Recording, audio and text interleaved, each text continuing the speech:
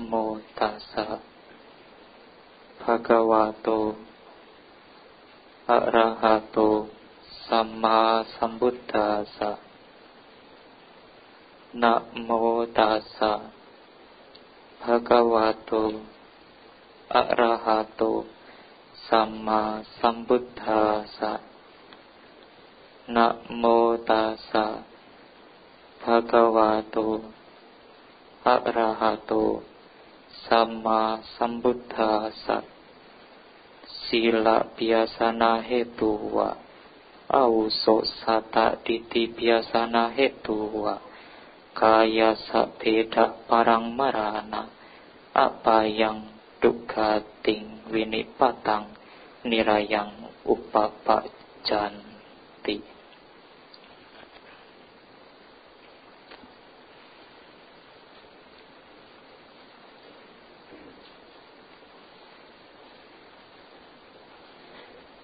Pemimpin puja bakti yang saya hormati, Ibu, Bapak, saudara-saudari yang berbahagia.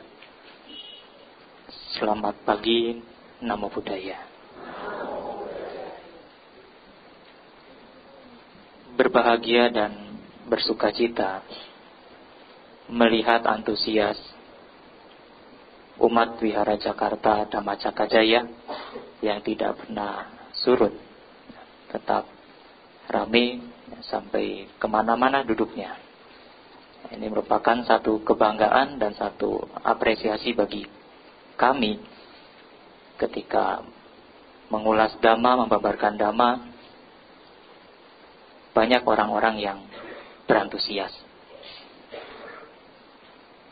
Ibu, Bapak, saudara-saudari sedama, seperti yang sudah dituliskan ya, di dalam selembaran yang Ibu Bapak pegang masing-masing, dengan judul antara kehilangan dan perolehan. Ibu, Bapak, Saudara, pada pagi hari ini saya akan mengulang dan mengulas kembali apa yang pernah dipaparkan dan dituliskan di dalam kitab suci, di dalam Nikaya-Nikaya, dalam Sutta Pitaka, yaitu berasal dari 3 Nikaya dengan judul Sangiti Sutta. Sutta ini, Sangiti Sutta, sama seperti ya, beberapa mungkin tahun yang lalu atau beberapa kesempatan yang lalu saya pernah mengisi di sini juga, pernah membahas Anangana Sutta.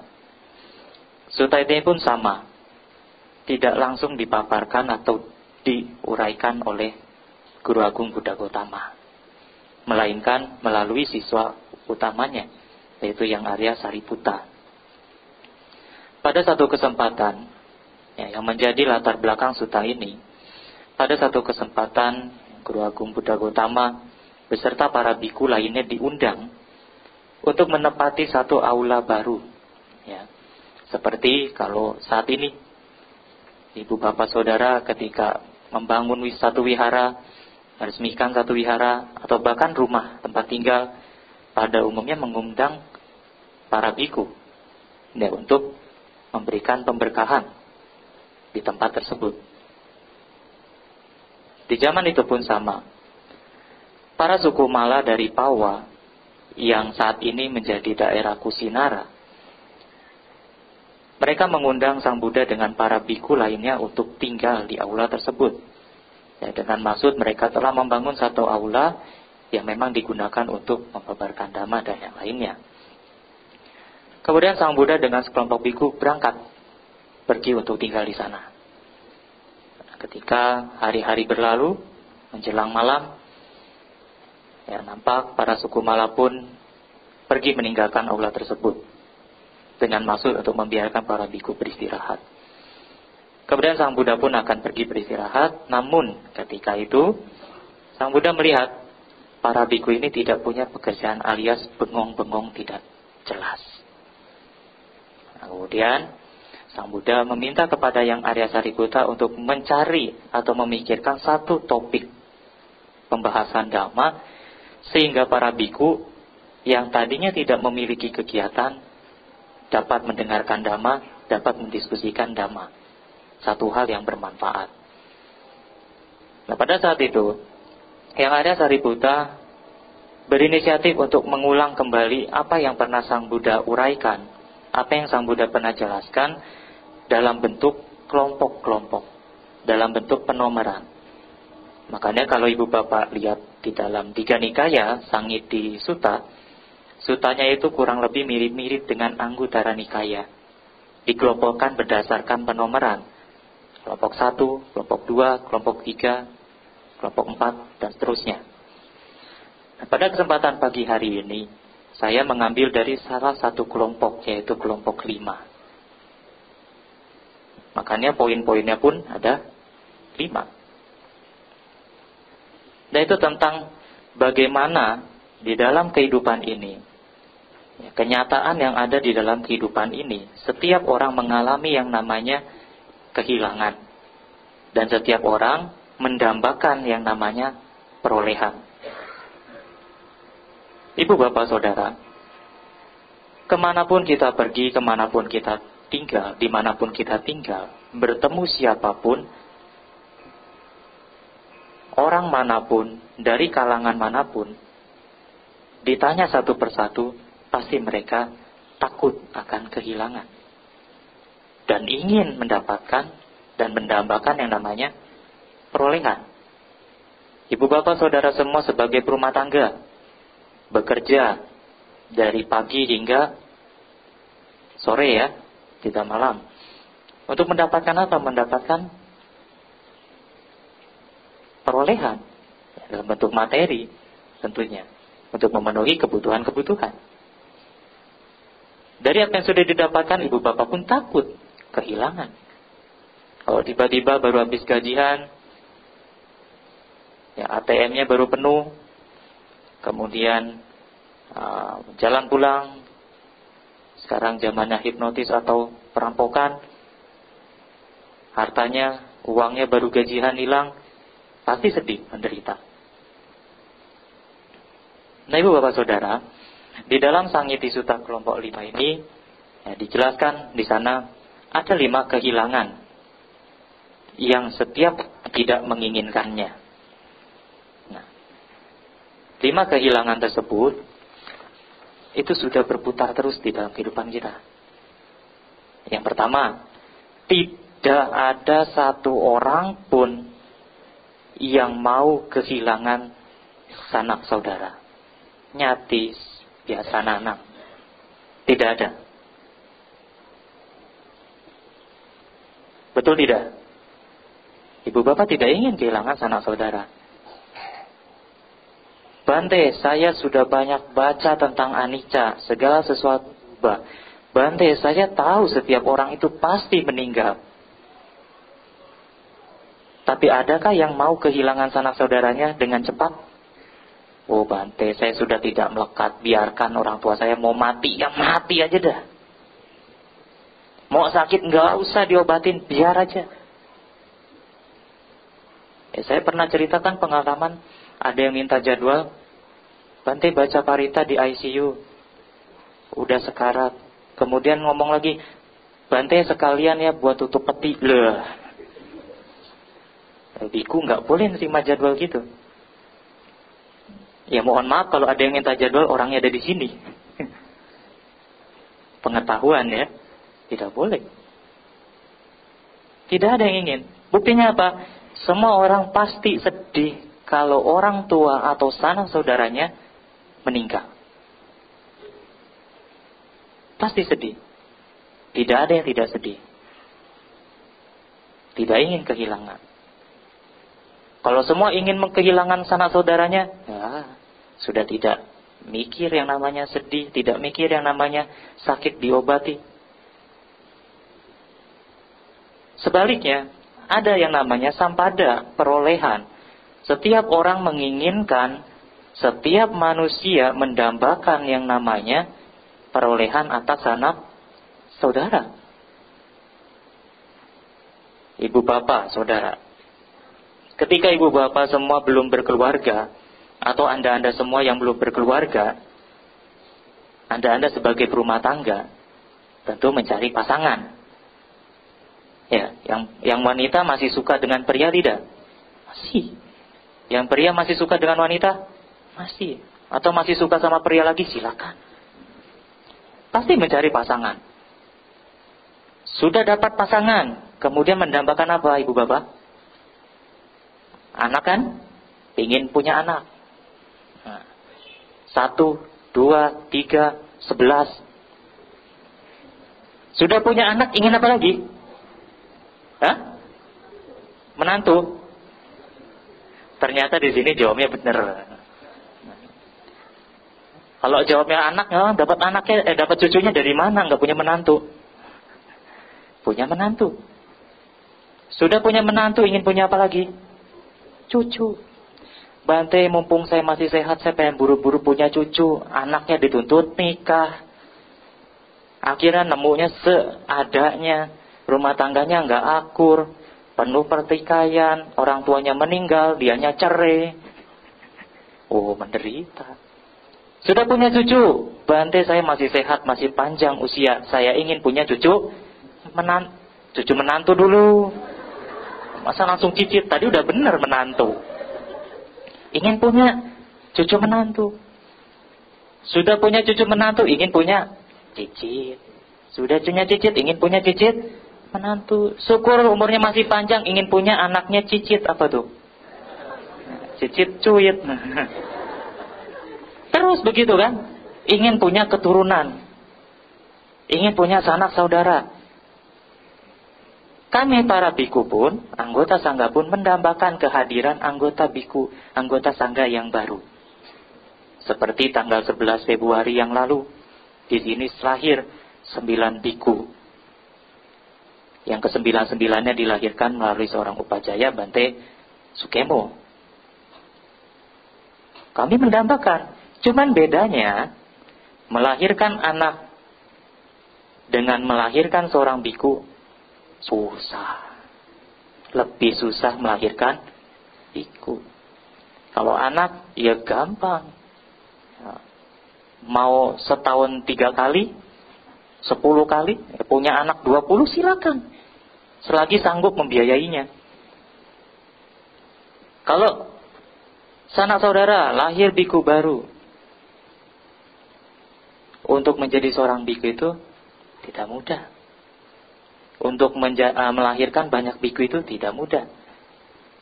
9 biku itu sudah jumlah yang banyak di dalam Upasampada, khususnya di Indonesia.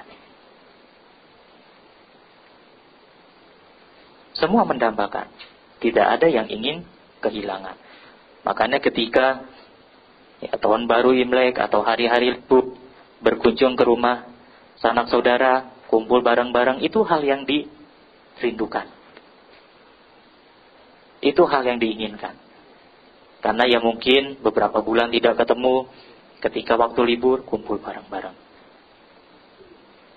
Tapi sudah tahu tidak ingin kehilangan sanak saudara, tidak ingin kehilangan anggota keluarga, selalu menginginkan kehadiran anggota keluarga.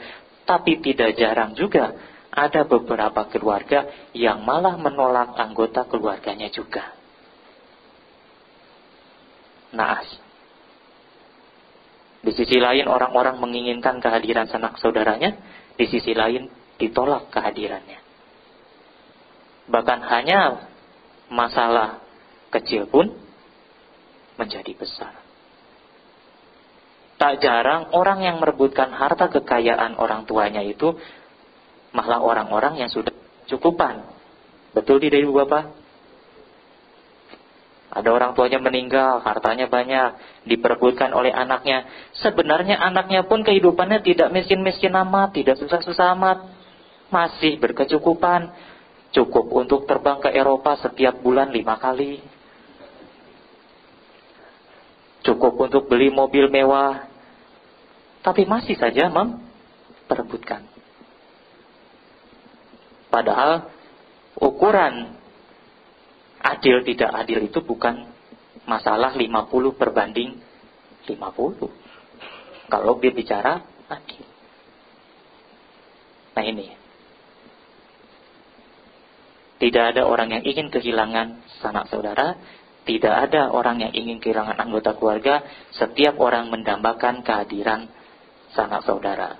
Baik yang sudah ada ataupun yang diinginkan. Anggota keluarga baru. Selanjutnya yang kedua.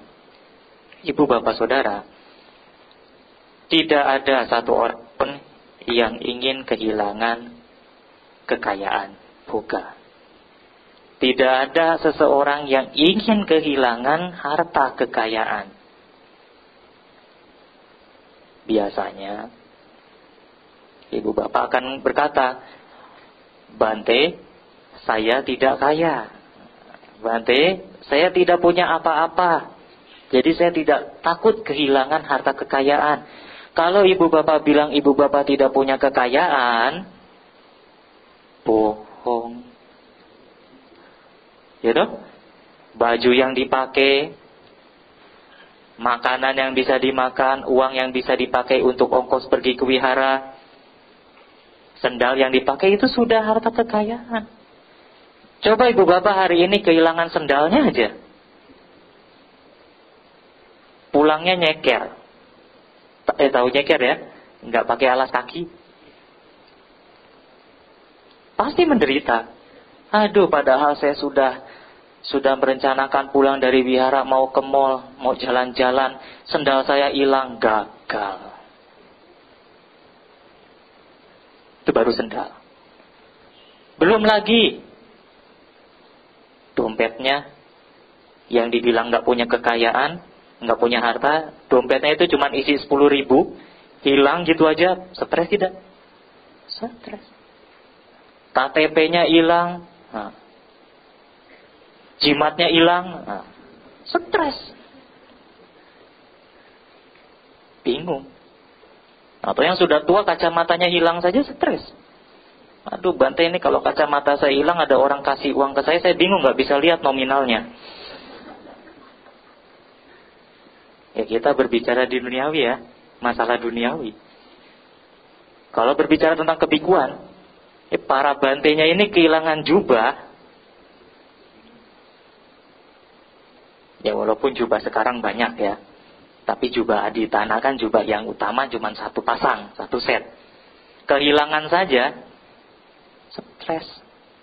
Coba saya mau ceramah ke sini, saya gantung jubah saya di belakang sana, biar ke angin-angin. Kemudian mau ceramah, jubahnya terbang aja ke bawah. Wah, ada bingung. Kutinya yang lain sudah dikunci, bantai-bantainya sudah pergi. Bingung. Nanti ceramahnya di mana? Di ruang sound system pakai mic. Ibu bapak duduk sini. Kayak yang duduk di Uposatha Daratan. Nggak lihat bantainya. Bingung. Para biku pun punya. Nah, kekayaannya. Bol. Kemudian jubahnya. Satu set. Alat cukurnya. Nah, kalau itu semua hilang. Nah, mangkoknya itu hilang. Wah, bahaya. Kalau di Dhammacakka ya makannya pakai piring. Gak masalah, pakai bowl.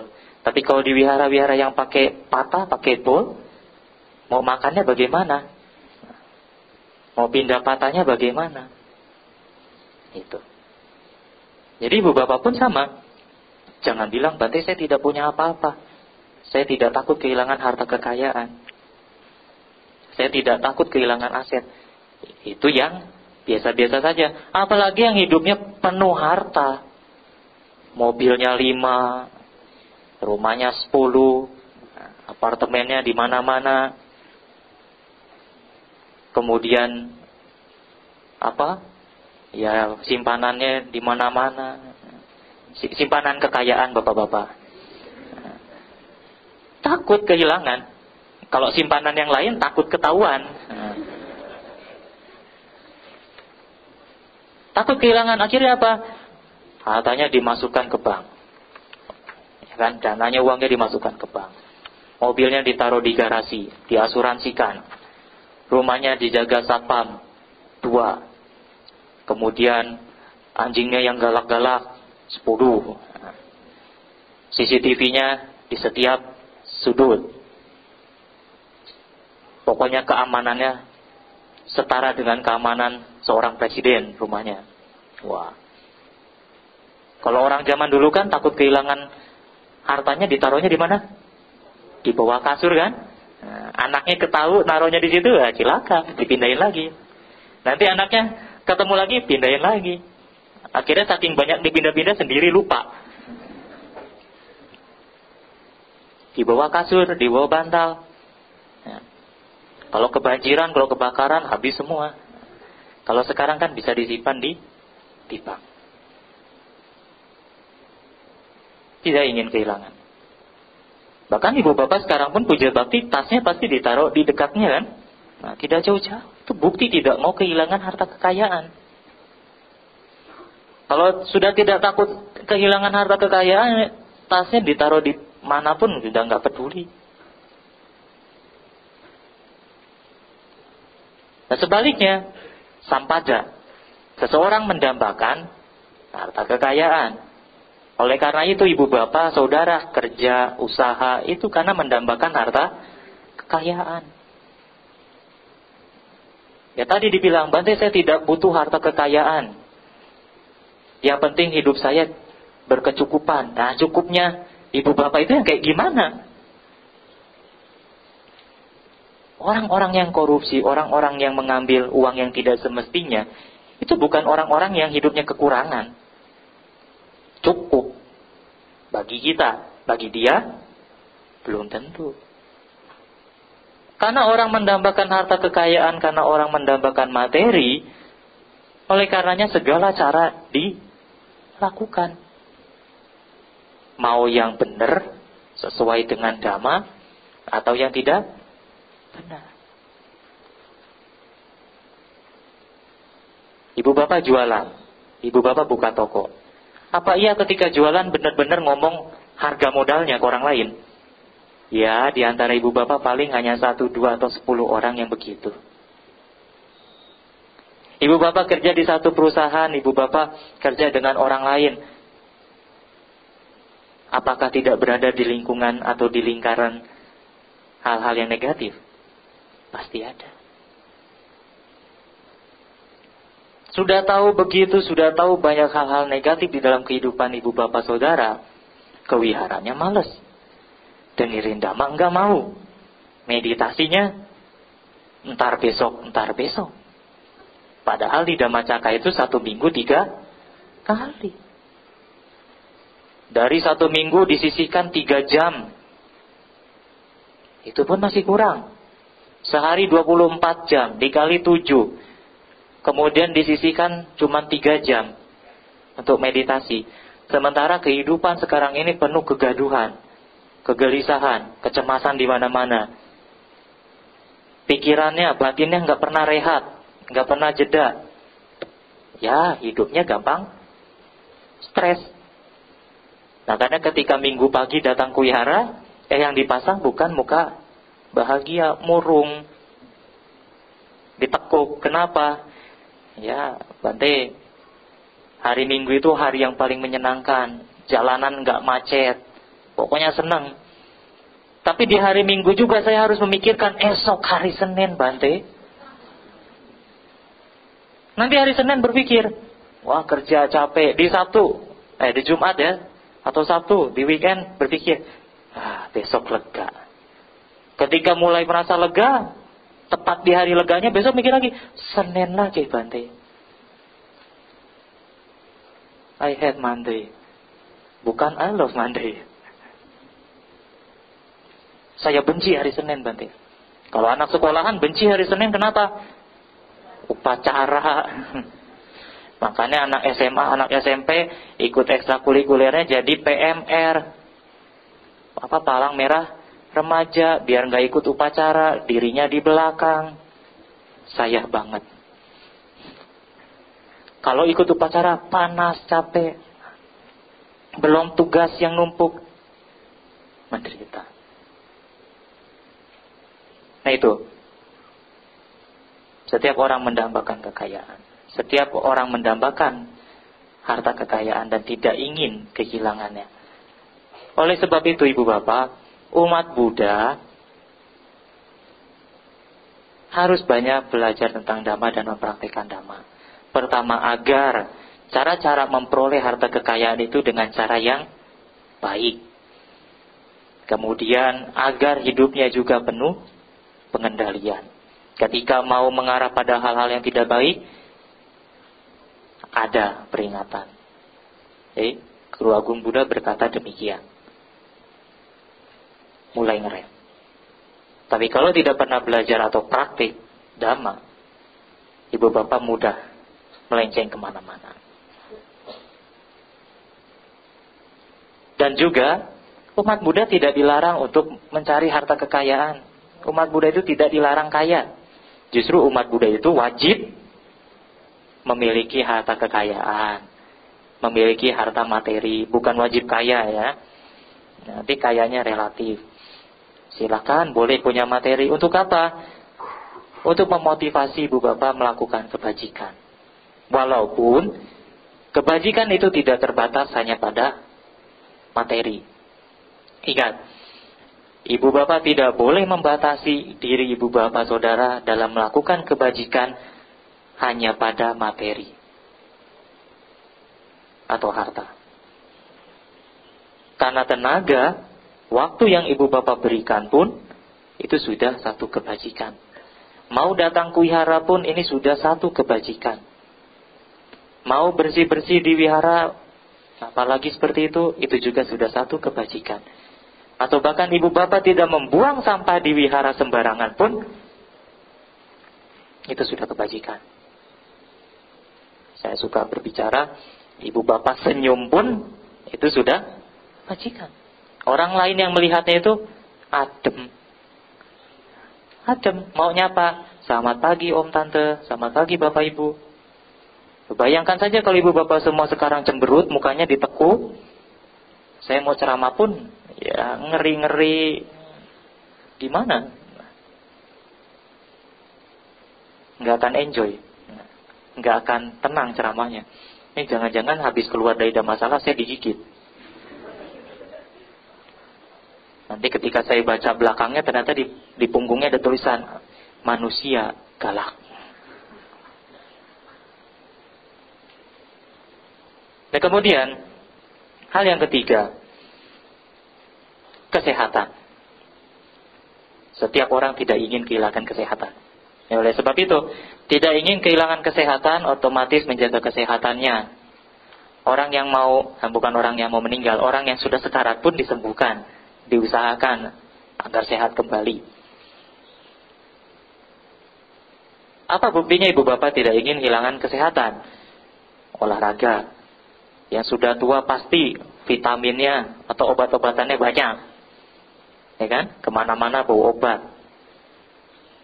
Kenapa tidak mau kehilangan kesehatan?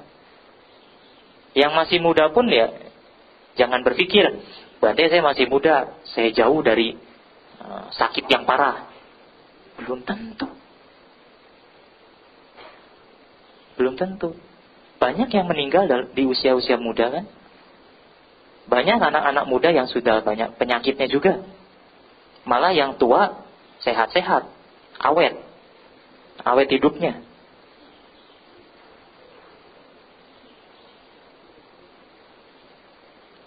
Ibu bapak pilih usia panjang apa hidup sehat? Hidup sehat. Karena usia panjang tidak menjamin hidup sehat. Boleh umurnya sampai 90, Bante. Orang tua saya usianya sudah ya misalnya 108.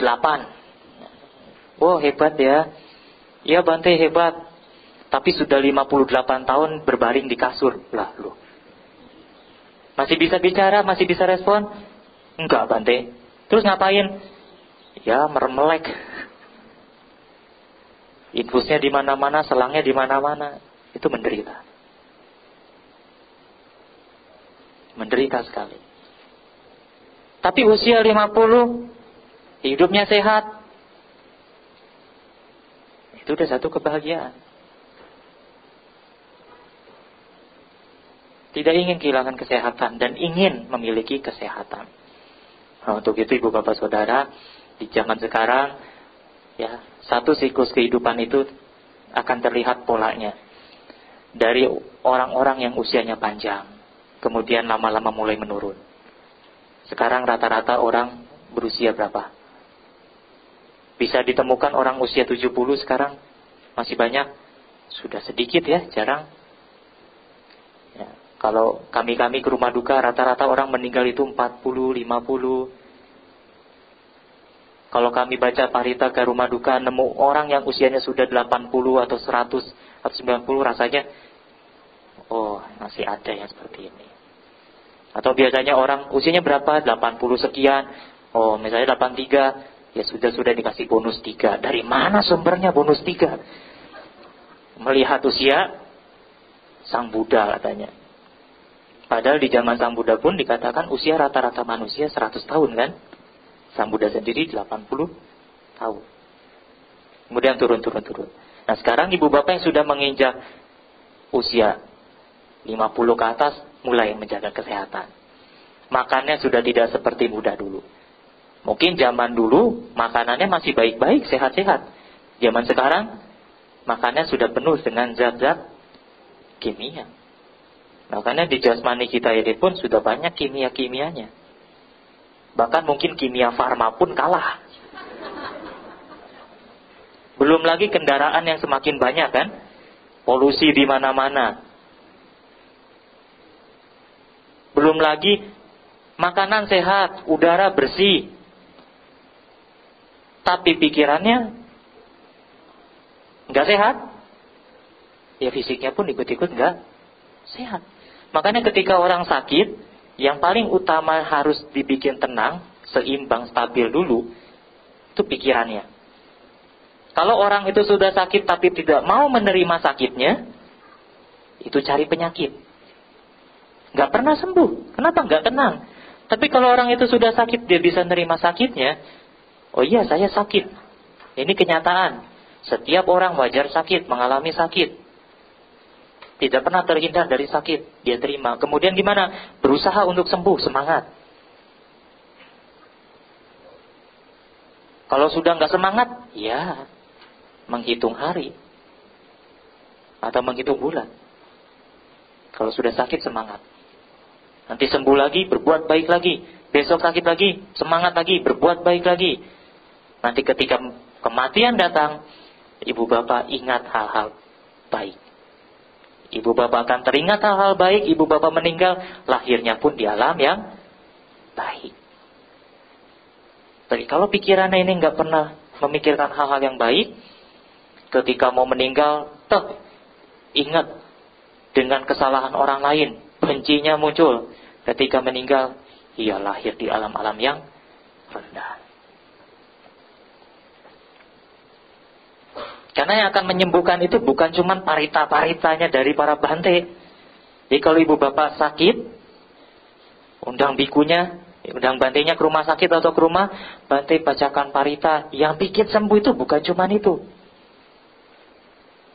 Sekarang bantenya baca parita, pakai air, botolnya gede-gedean. Pakai botol yang 800 mili, nggak mau, pengennya yang 1 liter. Bahkan kalau bisa pakai galon bante. Baca parita bantenya. Saya kan pernah bilang, saya baca parita terkadang nggak mau buka tutup botolnya. Saya pernah disinggung. Bante, tutupnya dibuka, nanti paritanya nggak tembus, katanya. Dibuka. Lah kalau saya penuh penyakit, ludahnya ini apa? Kan kalau baca parita kita nggak tahu tuh kan, mencrat kemana kan? Ya mungkin ke sini juga tuh kan. Nah, masuk. Yang tadinya berpikir untuk sembuh karena masuk ada virus masuk, akhirnya malah penyakit. Ibu bapak, yang namanya parita suci itu menembus apapun. Plastik masih remeh. Alam semesta pun ditembus. Mau sampai mana kan? Dhamanya Sang Buddha itu ketika Sang Buddha membabarkan dhamma untuk pertama kalinya pun menembus alam semesta ini. Demikian juga parita. Loh, kalau hanya masalah plastik saja enggak tembus, ibu bapak bawa patung Buddha Rupang ke wihara, bante tolong di blessing. Nah, terus ngomongnya biar ada isinya. Batu nggak bisa ditembus, susah. ditembus semuanya. Bahkan air ini hanya media. Ya kan? Air ini hanya media. Tidak ada air pun tidak apa-apa. Kalau pakai air, nembusnya ke air dulu. Kalau nggak pakai air, tembusnya langsung ke orangnya. Nah, ya, mindset. Walaupun memang ada penelitian, air yang dibacakan oleh doa-doa tertentu, parita-parita, itu akan menjadi satu kristal-kristal tertentu kan. Ada apanya lah itu. Nah, bahkan tidak hanya parita, ibu bapak memikirkan hal-hal baik sambil pegang air pun itu akan terpengaruh gitu kan. Ngomong hal-hal yang baik pun sama. Sama seperti mendidik anak-anak. Ibu bapak menggunakan kata-kata negatif atau positif. Kalau menggunakan kata-kata negatif, yang dicerna, yang dimasukkan oleh anak-anak ke dalam pikiran, ke dalam kesadarannya ya hal-hal negatif. Kamu kok bodoh-bodoh amat jadi anak. Ya dia bodoh beneran. Itu salah. Ya walaupun bodoh dengan kurang pandai itu ya sama saja. Tapi kan kalimatnya positif. Kata-katanya positif. Jadi itu ibu bapak, kesehatan. Bukan cuma masalah parita diparitain. Ya. Nah kemudian, hal yang keempat adalah moralitas. Ingat, moralitas. Tidak ada orang yang ingin kehilangan moralitas. Semua orang ingin memiliki moralitas yang baik. Ibu bapak sudah dikasih, sudah diarahkan untuk melatih 5 sila. Ini dilatih benar-benar ibu bapak. Ini bukan cabai yang bisa ditawar. Kalau orang tidak melatih 5 hal ini, bisa dipastikan hidupnya tidak bahagia. Tidak pernah melatih menghindari pembunuhan makhluk hidup. Duduknya pasti nggak pernah tenang. Baru duduk sebentar, yang dipikirkan apa? Aduh, nanti saya ditangkap polisi nggak ya habis bunuh orang? Atau misalkan kalau bunuh binatang nanti bagaimana? Ibu bapak ketika membunuh hewan, potong ayam, potong apa itu lihat matanya hewan itu, lihat mukanya. Nggak ada yang senyum. Nggak ada yang senyum. Bisa mengeluarkan air mata bahkan. Terus dibalik, bagaimana ibu bapak nanti yang dipotong?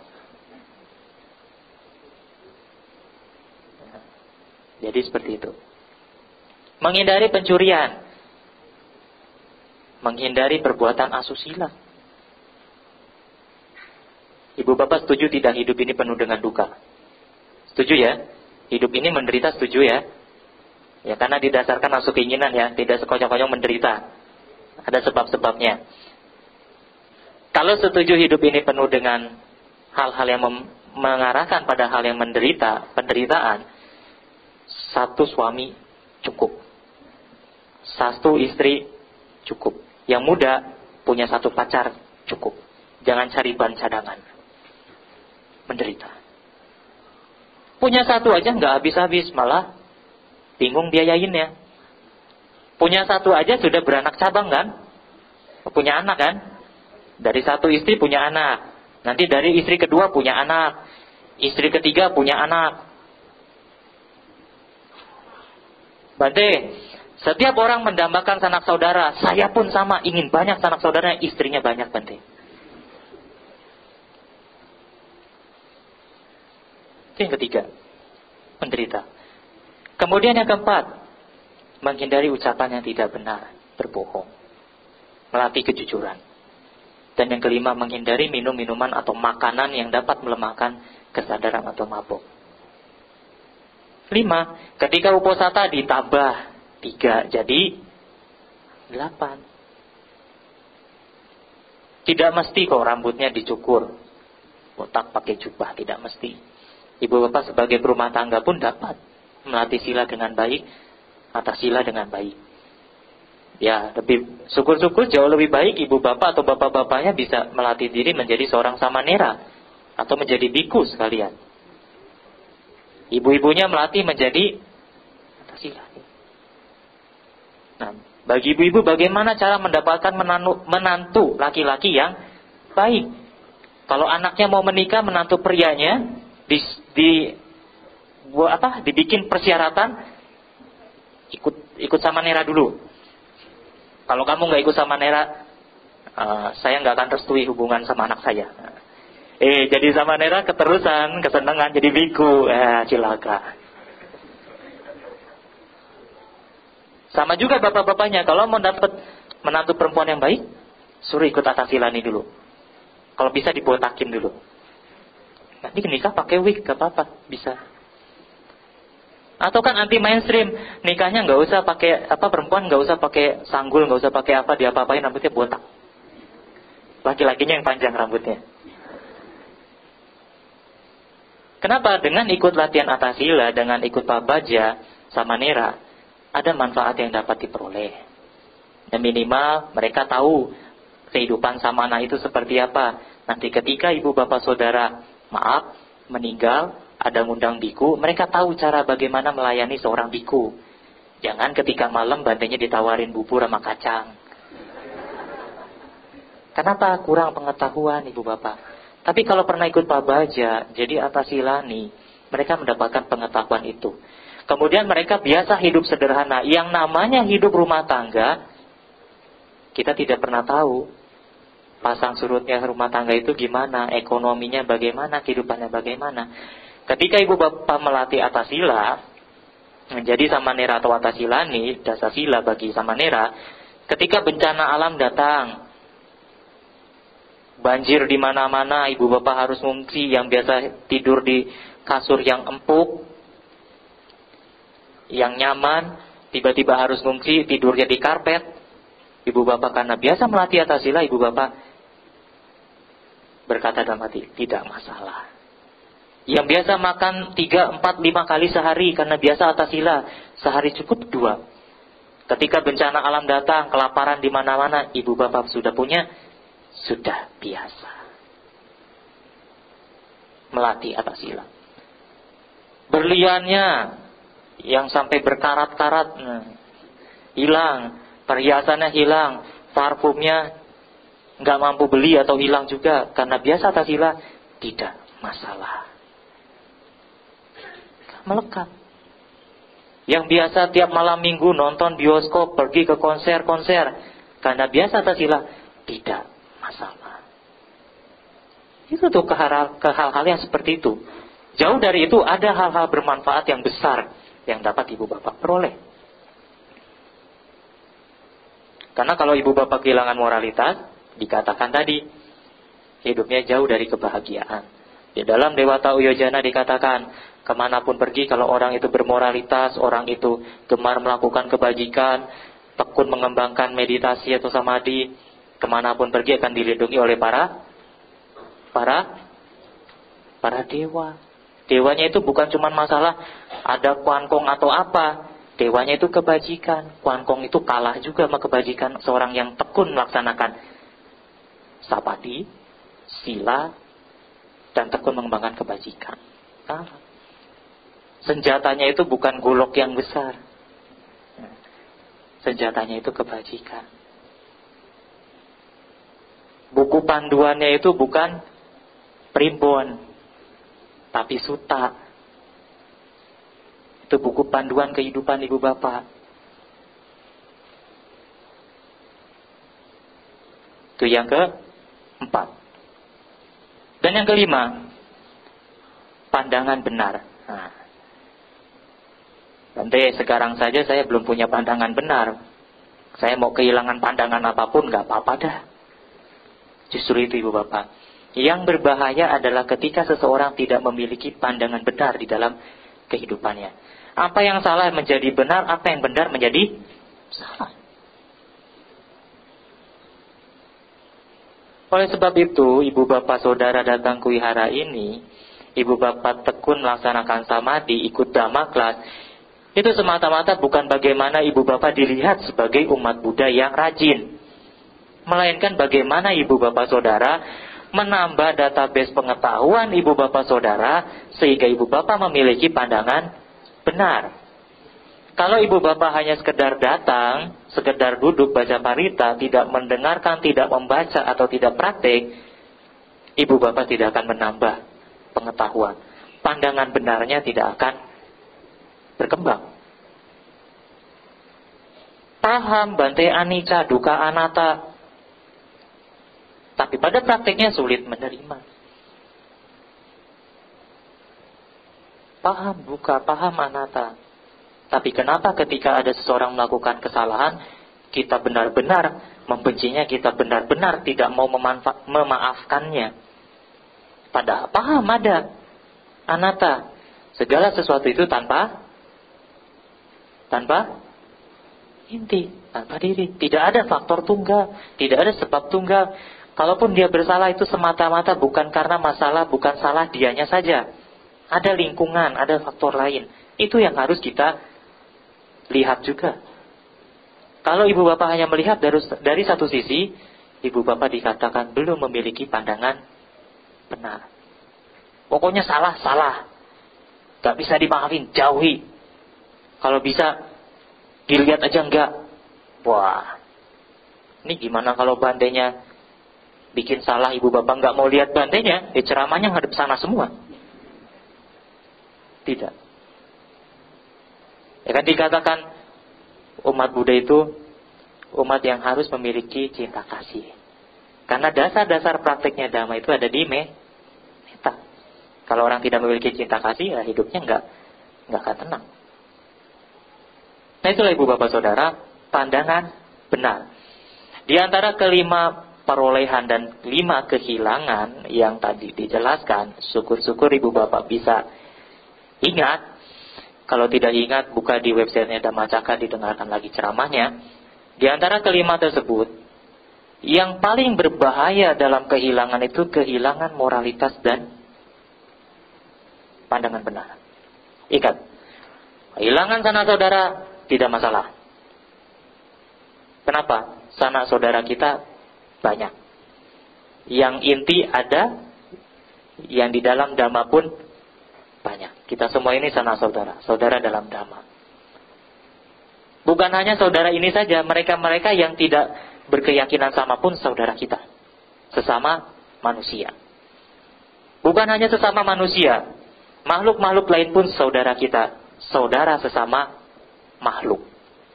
Ibu bapak ini makhluk, jenisnya apa? Manusia. Manusianya nanti jenisnya apa lagi? Dibagi-bagi.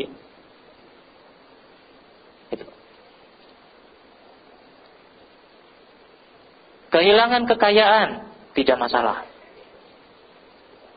Karena selagi ibu bapak berbuat baik, ibu bapak memiliki pandangan benar, orang lain akan simpati, orang lain akan bantu, orang lain akan kasih perhatian.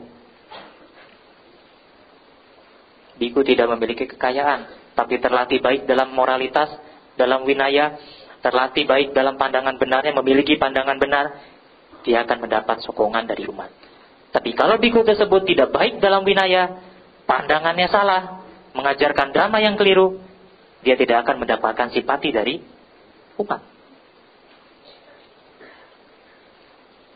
Kehilangan yang namanya kesehatan pun tidak masalah. Mau meninggal hari ini, mau mati hari ini, gak masalah.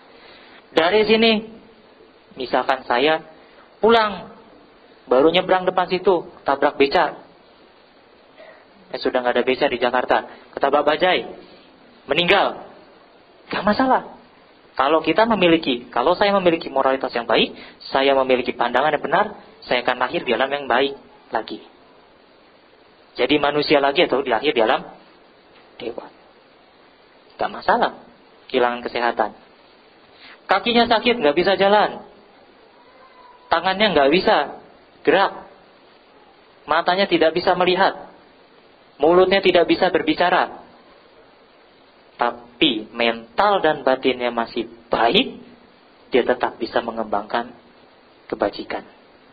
Gak bisa jalan Bante, gak bisa kewihara, gak bisa berdana, gak bisa apa. Dia masih bisa membagikan pikiran-pikiran baiknya kepada makhluk-makhluk lain. Dia masih bisa tidak melukai orang lain melalui pengendalian dirinya. Itulah ibu bapak.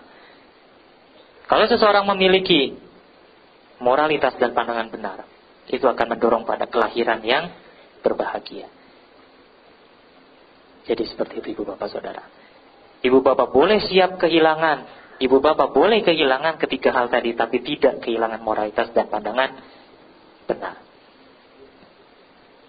Motivasi ibu bapak datang ke wihara setiap paginya di hari Minggu adalah untuk mengembangkan dua hal tersebut, moralitas dan pandangan benar. Diingatkan setiap minggunya dengan Pancasila, 5 latihan moralitas, etika agama Buddha, cara berperilaku seorang umat Buddha. Setiap harinya mengulang Dhamma, setiap minggunya membahas Dhamma, mendengarkan Dhamma. Itu untuk mengembangkan pandangan benar ibu bapak saudara, sehingga tidak ada kekeliruan di dalam kehidupan ini. Kami para biku pun tetap belajar, ibu bapak pun tetap belajar. Sama-sama berpraktik, maka agama Buddha, ajaran Buddha, ajaran Guru Agung Buddha Gautama akan bertahan dalam waktu yang lama. Karena hancurnya satu kejayaan bukan berasal dari luar, tapi dari dalam. Ibu bapak ini komponennya umat Buddha. Ibu bapak ini komponennya Dhamma ini dapat bertahan atau tidak. Kalau ibu bapak saja tidak mau belajar dan praktek dengan baik, ibu bapak bersumbangsi dalam kehancuran agama Buddha. Untuk itu, mari tetap bersemangat untuk belajar dan mempraktikkan Dhamma, sehingga agama Buddha pun dapat bertahan dengan baik, memiliki isi komponen-komponennya, manusia-manusianya, umat-umatnya pun yang berpengetahuan dan yang baik. Ya, semoga apa yang saya sampaikan pada pagi hari ini dapat membuahkan satu kebahagiaan bagi kita semua, bagi ibu bapak saudara. Semoga pula dengan kebahagiaan itu, para sanak keluarga leluhur yang telah meninggal, para makhluk-makhluk yang membutuhkan jasa baik, yang berada di lingkungan wihara, tempat tinggal ataupun di rumah, tempat kerja, semoga mereka juga turut mengetahui kebajikan ini dan semoga mereka berbahagia. Sabi sata untuk sukitata, semoga semua makhluk hidup berbahagia. Sadu, sadu, sadu.